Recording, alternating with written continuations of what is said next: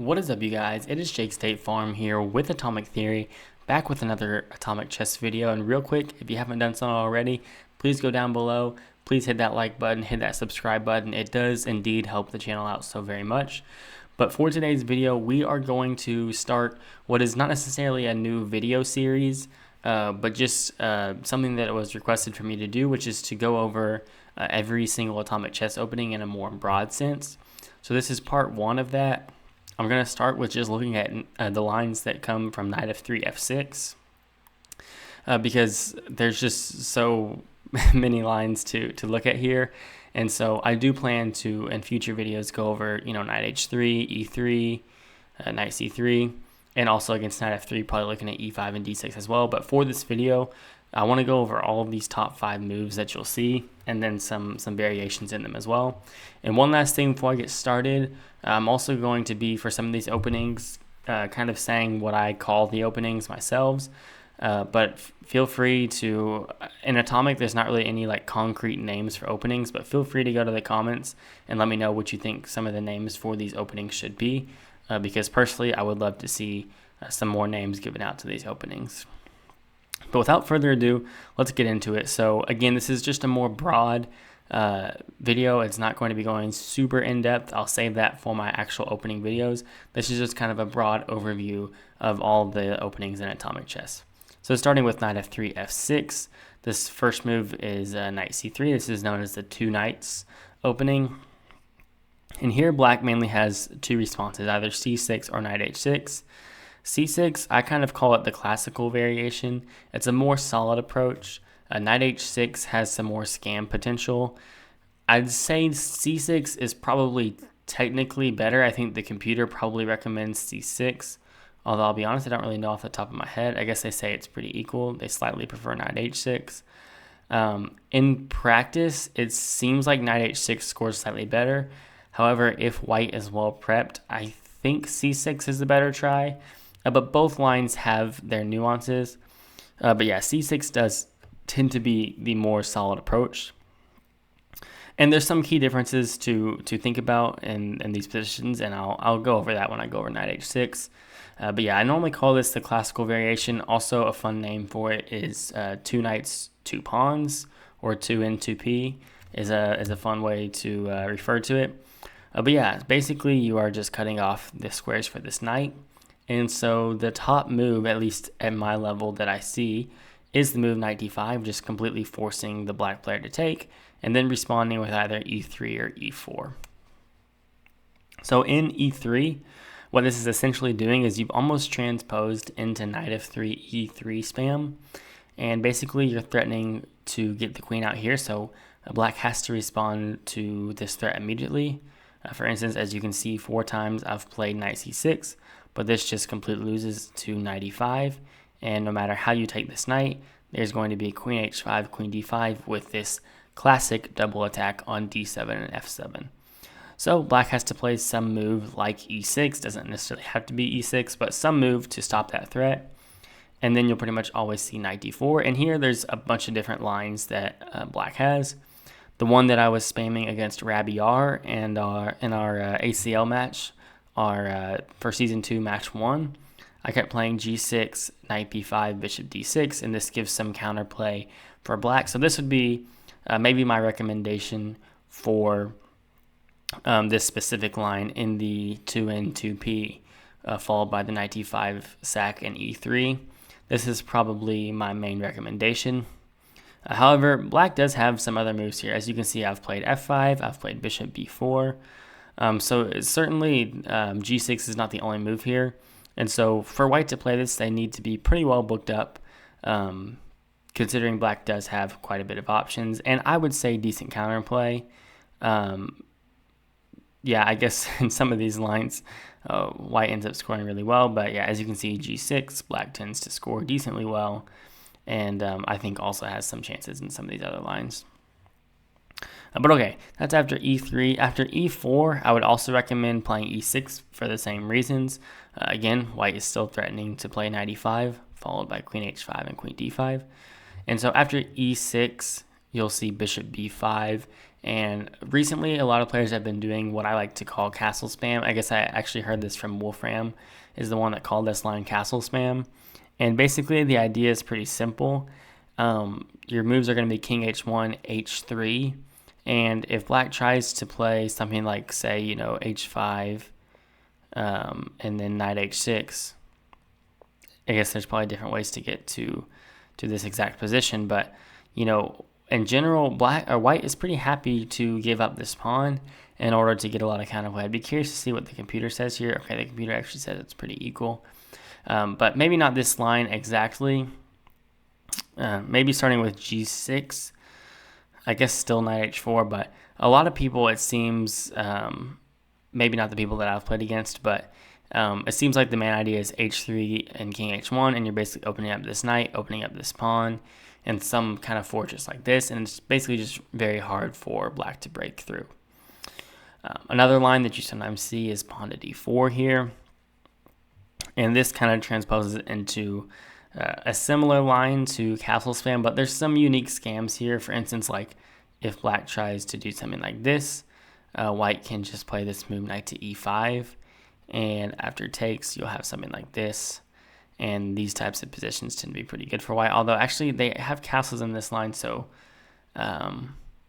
maybe white has better than this. But yeah, that's d4. I actually played this line d4 quite a bit from the white side.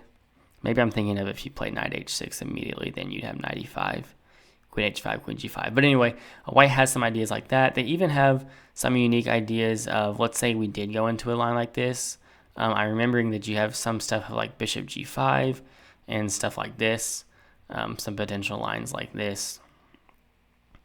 And I believe it's something like queen b3 or something, allowing takes, but then you'll take here.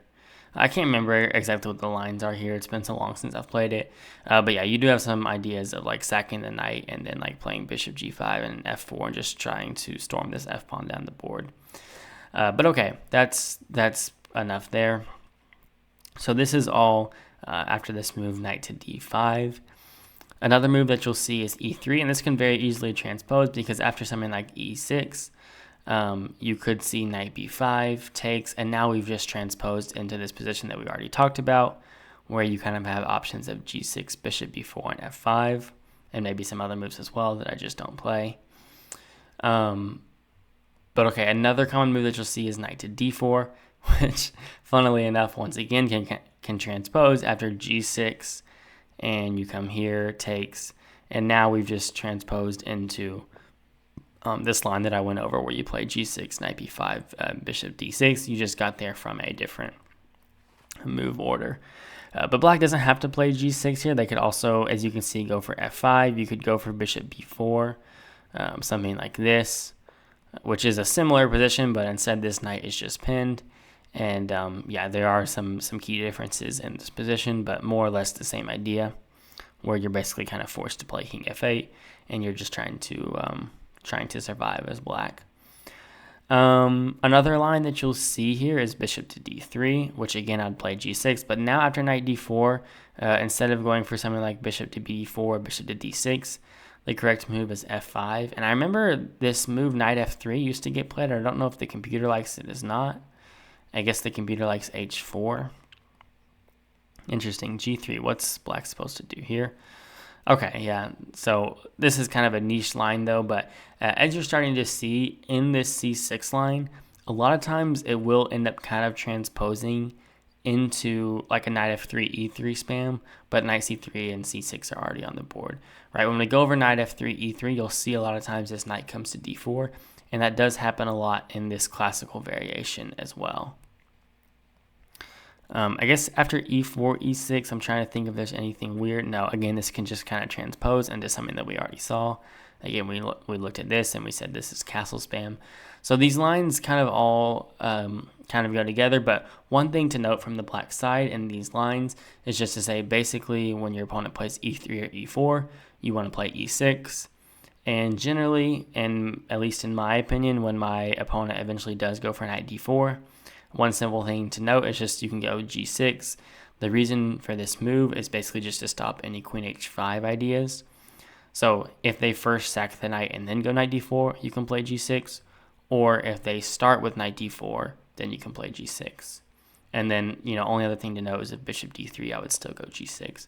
So g6 tends to be a useful move in these kinds of 2 knight 2 pawn lines here. And then lastly, what I'll go over in this line is this move d4, which gets played quite a bit. And here, you could technically go e6 if you wanted to.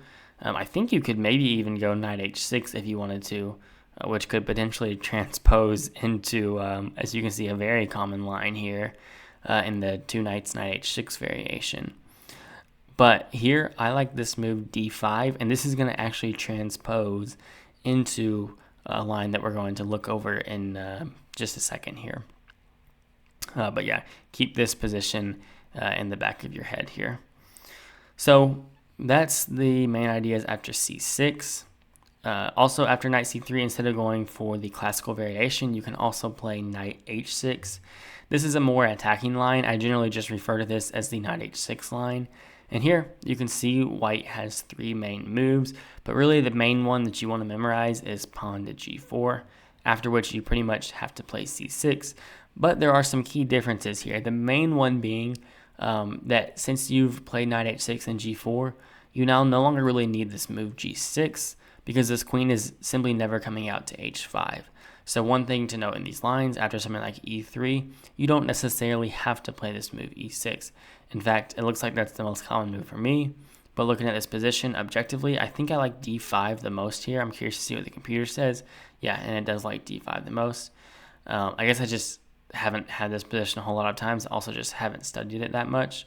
But yeah, I do like this move d5 here, opening up this bishop and kind of just gaining some space here if you did see something like knight d4.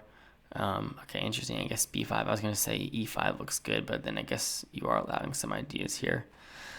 But yeah, whether you go d5, you could also go e6 is fine for sure.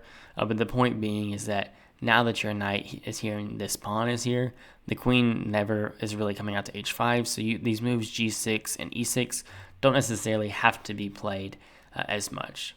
However, you have already committed this knight here, and this ends up being a problem sometimes because since in a lot of these lines playing knight takes g4 doesn't make sense, opening up this queen, well, white is actually able to take advantage of this by often moving this knight to either g5 or h4 and getting some pressure on the king side. So for instance, the most common move here is pawn to d4. And if you think you are fancy and you just take here immediately, I don't actually know the book here off the top of my head. It looks like bishop h6. And if you were to take something like e3, and now this is pretty much impossible to stop because if you go h5, okay, wow, this is really weird. I guess takes, and there would be something like, yeah, here, and then queen f3. So this just loses tactically for some crazy reasons here. But regardless, that is pretty much never played. You'll almost never see that. If you're considering playing this from the white side, I guess we can look and see. Yeah, knight takes g4 is only played 3% of the time, and it looks like white wins that almost every single time. So the main move to note here from black, as you can see, there are some other sidelines, like e5 is a totally viable sideline here. After something like this, there's a very common line that goes bishop to a3, and after, I don't think it takes yet, knight f7, queen a5, you trade off the knight for this bishop and then go b4, forcing the queen back to d8, takes d5, queen d4, and then something like this. And this is a very common line that has been reached. It's 14 moves into the game, but it's been reached a decent amount of the time. And generally, white just scores pretty well here, which is why I just don't love this line e5. If players don't know all of that prep, then sure, it's a very viable line. It's why you still see it quite a bit, because a lot of players will specifically play it against people that they know just haven't seen it before, just don't know the prep. But in general, this line tends to be good for white. As you can see, I've lost every single time that I've gone in it. Granted, it's been against only Maxwell and Never of Zero, so some very respectable players there.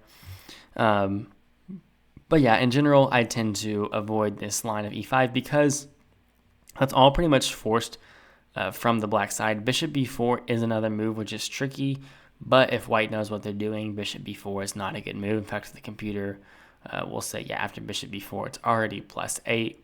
So again, bishop b4 can be a nice line if you're trying to be tricky, but in general, bishop a3 would be the move here. And then at that point, after knight f7, that whole line is pretty much forced for black. So instead of e5, what you'll normally see is e6. And then the most common move is e4. If they go knight g5, it's just going to transpose. But after e4 and f5, now there are three main moves for the white side, and it's important to know all three of them. There's e takes e5, knight g5, and knight h4. Again, like I said, black really can't ever take this pawn because you're opening up the queen here. So for instance, after knight g5, if you think you can just take this pawn, well then you're just simply worse in this position. Let's say you take, and then probably something like bishop to g5. And yes, the material is technically equal, but white's position here is just so much better. This f-pawn is going to be rolling down the board, and these pieces over here are just so underdeveloped, whereas white just has so much space here. So in general, in these lines, you really can almost never take on g4. It's very rare that you will. So the most common move that I see, at least, is e takes f5, and as you can see, I score really well against it because of this nice line, bishop b4, knight g5, and then I play this sideline of knight f5.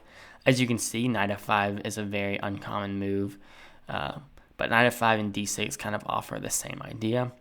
And the main trap here is that after knight to f5, the opponent pretty much has to play pawn to h4, and then you'll go d6. And if they play this move knight f7, you can see that beautiful 100% win rate from the black side.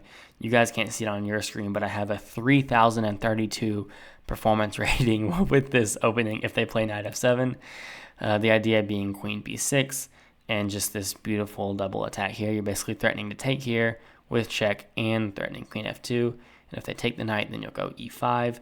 And one way or the other, they are going to lose this position here. So that's one fun trap in e takes f5. If instead they go knight to g5, the main move that I like to play, this is probably my least favorite of the three to see. I like to go bishop to d6 and followed by knight a6. And yeah, here I score poorly just because I've played this line a lot against Maxwell Silverhammer. And unfortunately, he has just absolutely destroyed me in this line of knight b5. But generally, you'll see something like knight to a4 here, which is a bit more common. One other trap that I'll go over here is that after knight to h4, you also have bishop to d6, and after e5, you can go knight a6. And if they play the most common move of bishop takes a6, then there's this fun line of bishop to b4, knight g6 takes, and after h4, you can play queen to a5. And as you can see, I've only had this position one time. It's kind of a recent line that I discovered. After a3, you're just completely winning. After queen a6, they have to sack their queen to survive here, but it's going to be over in just a few moves no matter what. But even if they don't play a3, if I flip over to the lead chess tab here, you can see black actually scores really well here.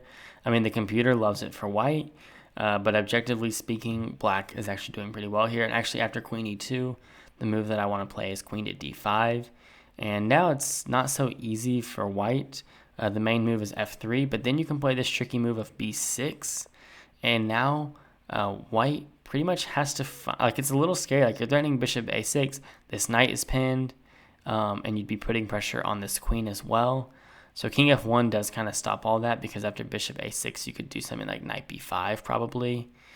Although it seems like there's some queen c4 ideas there. I guess you'd have king g1. But yeah, it's kind of still a tricky line for the white pieces here. So just another fun trap. But this is kind of what I mean that in this knight h6 line in the two knights, black is really kind of going for some trappy ideas, right? Like, objectively, if white knows what they're doing, black it's just going to be worse. But the nice thing about this line is that there are just so many lines. For instance, even after knight g5, one new line that I've been playing is this move g6. And as you can see, I've played against some really strong players in this and actually scored quite well in it. And this is just a tricky line. So there's a bunch of different options like this. There's truly just so many different lines that you can play.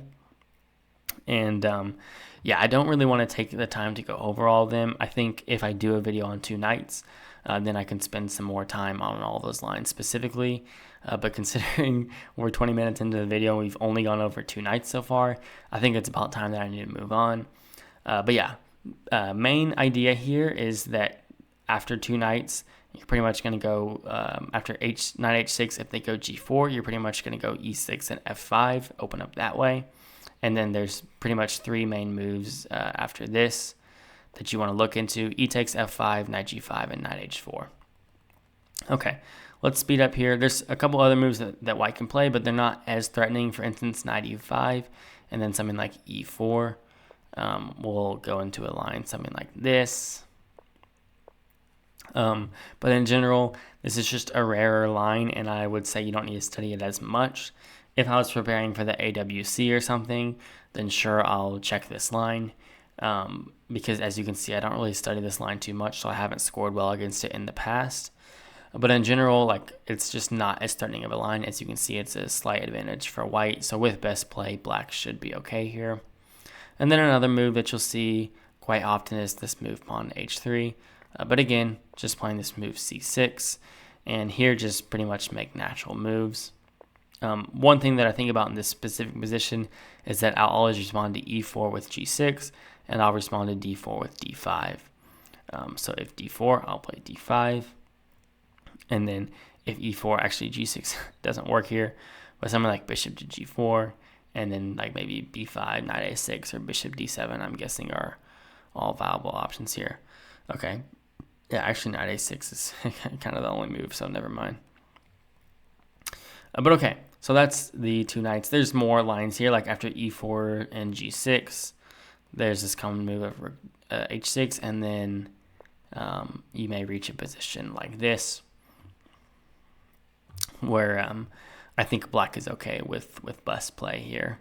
Yeah, according to the computer, but like no one's gonna play a3. I guess d5 is a more common move.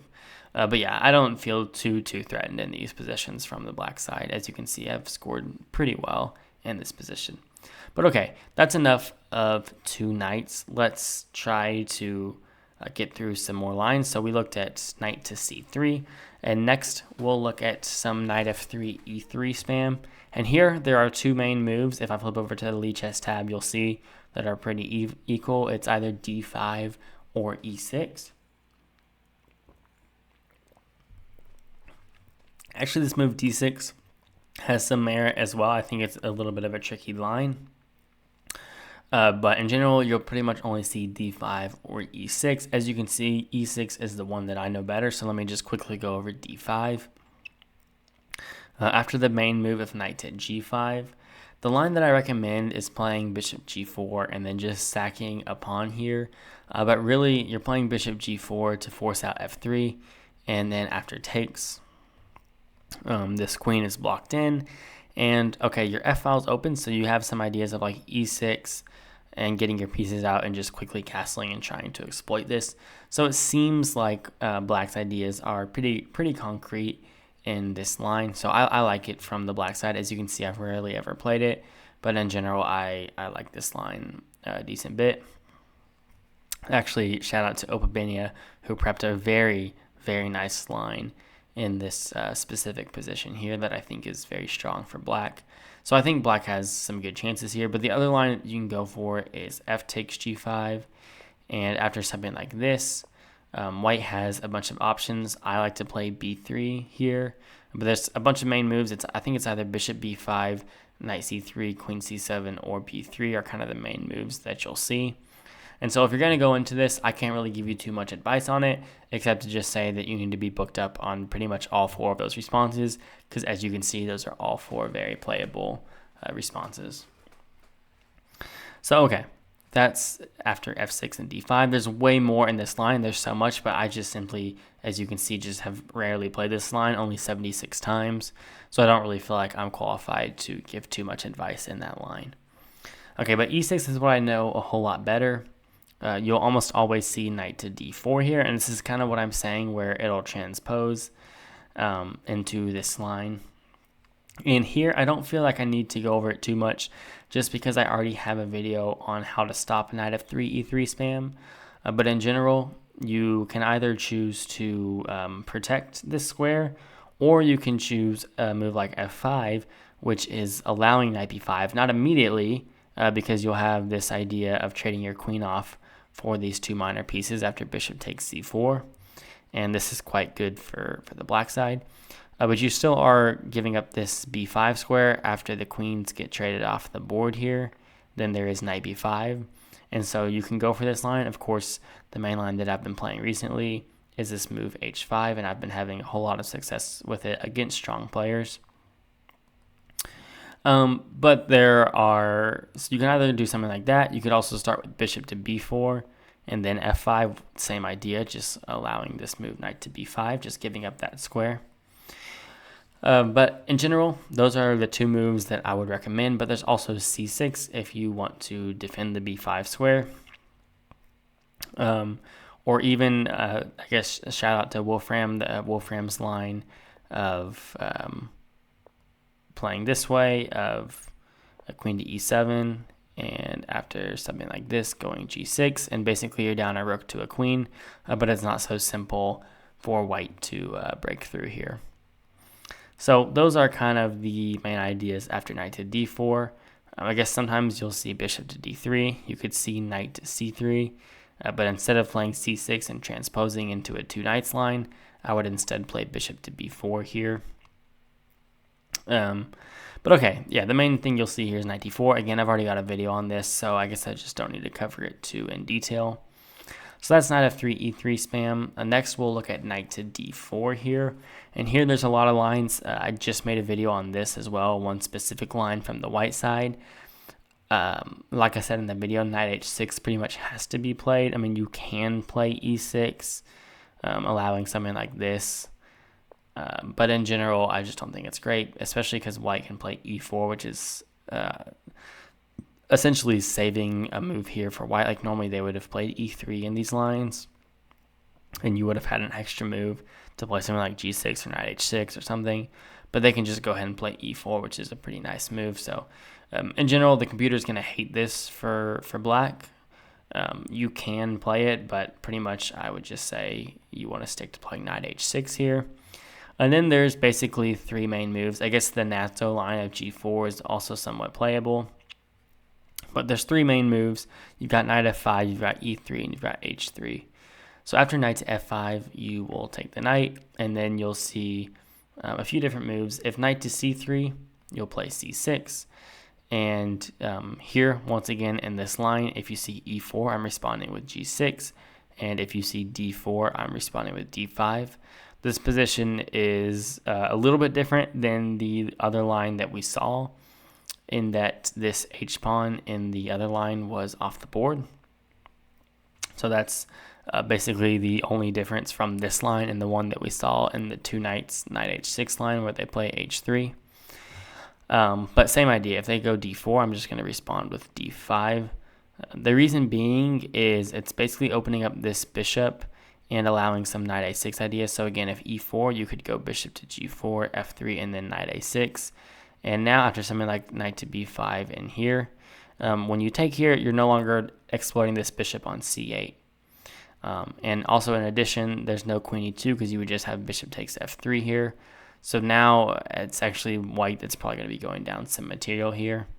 So that's the main reason. Like if c3, you could just go knight c2, and after takes, black will be up material. So that's pretty much why I meet d4 with d5, because white's main move is e4, but then it's allowing bishop to g4. And then the reason why I respond to e4 with g6 is because e4 is opening up the queen, so I want to play g6 to cut off this queen. And then if d4, unfortunately, you really can't play d5 anymore, because after knight to b5, you can't take this knight because of bishop b5, knight c6, and e takes d5. So instead, you'll have to go bishop to h6, and then this can lead to a whole bunch of different lines. But in general, after something like takes, you'll want to block up with h6, just stopping a whole lot of white's tactics there. So that's knight to c3. If e4, same thing, I'll just play g6, block up that way. You don't really ever see d4 here. If knight to a3, I believe b5 is the move, but you just need to be a little bit careful here. After d4, playing probably d5, I think is still the move. Yeah, g6 would be a mistake here because it allows bishop to h6, and if takes, you'll have queen d2 with this nice double attack here. And because you've played b5 already, this queen is coming in this way. So that's a nice little caveat on this knight a3 line that I've actually been using from the white side quite a bit lately. But okay, that's the main ideas in the knight f5 line. You'll also see e3. I refer to this as the Vlad line because Vlad is the one that I kind of learned this line from. And it's pretty tricky. After knight to g4 and f4, the two main moves that I like to play from the black side are either b5 and knight a6. Knight a6 is just, in my opinion, objectively losing. But as you can see, I actually score quite well with it. It's pretty good, especially if the opponent doesn't know what they're doing. But for time's sake, I'm just go over b5 briefly. Yeah, there's a lot to go over here. So basically, there's gonna black has to be very precise here in what they do. For instance, after bishop to d3, you need to know g6. But it's tricky, like after knight to f5, you can either go e6 or e5. But if you play e5, then if bishop d3, g6 no longer works here. You have to play e4 here, blocking off this bishop. There's just a whole bunch of different lines here. It's one that you really just need to study for yourself. But in general, white's trying to open up the queen here by any means necessary. Like obviously bishop to d3, you can't take because there's just queen h5, queen d5 with the classic double attack here. White's pretty much trying to open up the queen, and yeah, there's knight f5 ideas, bishop d3 ideas, and h3 ideas, and you'll see a bunch of different combinations of these ideas. As black, h5 is a useful move, e6, e5, g6, and bishop b7 are all useful moves as well, just depending on the position, but you really just have to study this line in order to be able to comfortably play it. And like I said, knight a6 is also possible. I have tended to score pretty well with it, but I would never really play it in a serious match, just because if white does another prep, knight a6 is just objectively losing. Okay, so that's the Vlad line of e3. And then lastly, I'll go over h3, which I guess is kind of referred to as my line. And again, I've already got a video on this, so I'll just briefly go over this. It's either c6 or b5. If you go c6, you can play knight c3. Now with two knights threatening to come to b5.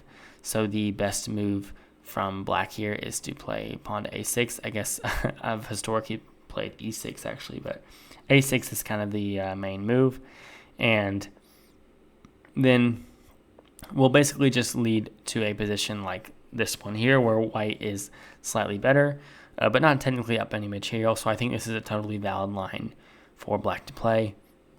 On a side note, I do score pretty well in this line from the white side, I guess on limited sample size. But I'm always pretty happy to see this from the white side. But I do think it is totally playable as black. You're not immediately down any material. And then the other move, instead of c6, is to play b5, which is a bit more ambitious. It's, better. It's technically less solid. Because you're probably going down material on almost any of these lines. But basically the main move is e3. And then black has basically four main moves, either g6, e6, e5, or d5. And what you'll see in my video is that if black plays any of e6, e5, or d5, I think white is better after this move, bishop to d3. So instead I like this move, g6, because now after bishop d3, T-Pal recommends this move f5, which I think is very strong, just restricting white's pieces.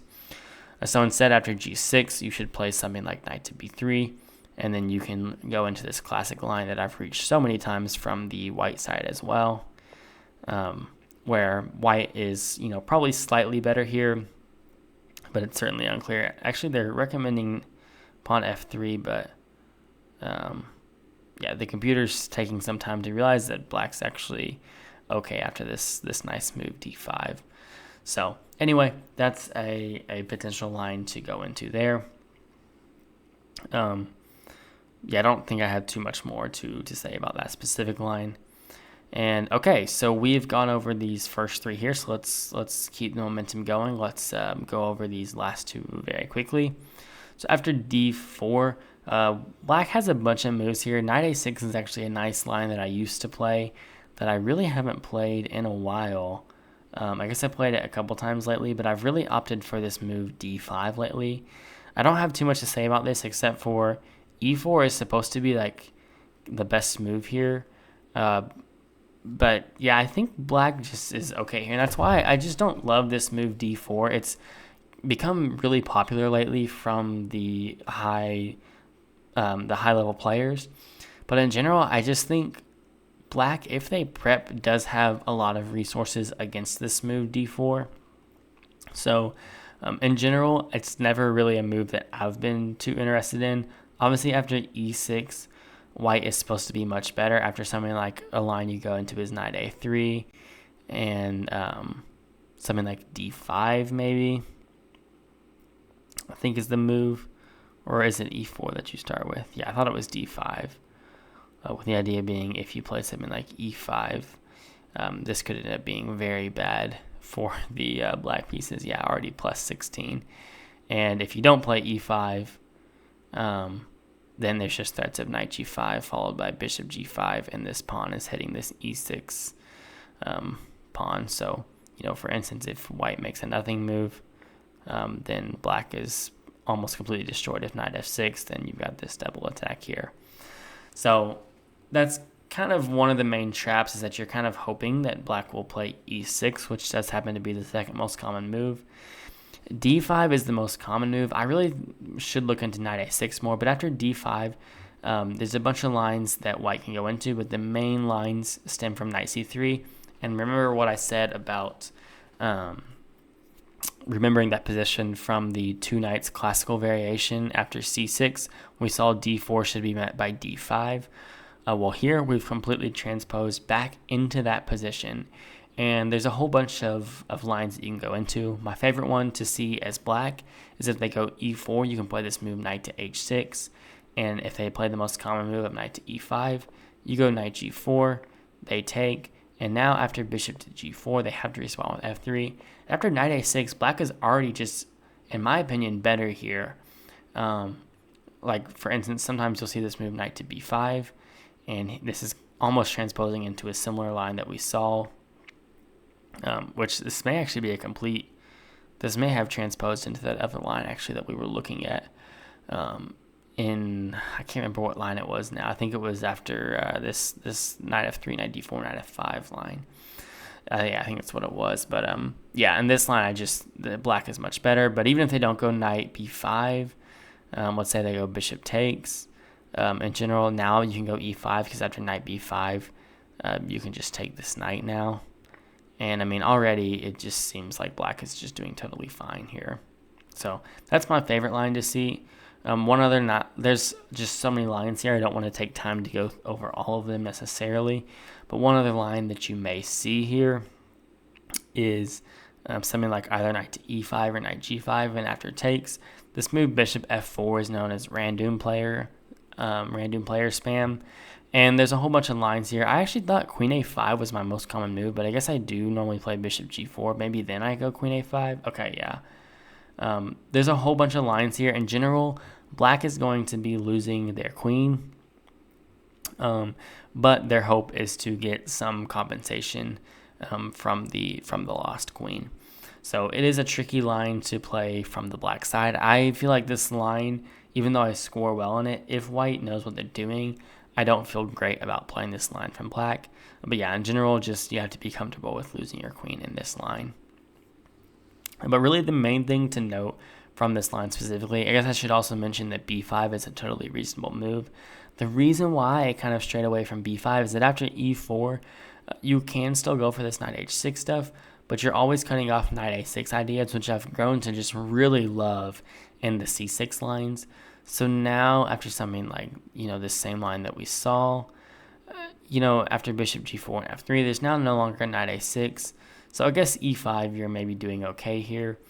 But the main reason why I guess there's a classic line of e takes d5, followed by bishop f5, knight e4, and bishop d6. And I think black is doing somewhat okay here. This is a pretty common line, I believe, that's been reached. Yeah, wow, 200 times. Yeah, very common line that's been reached.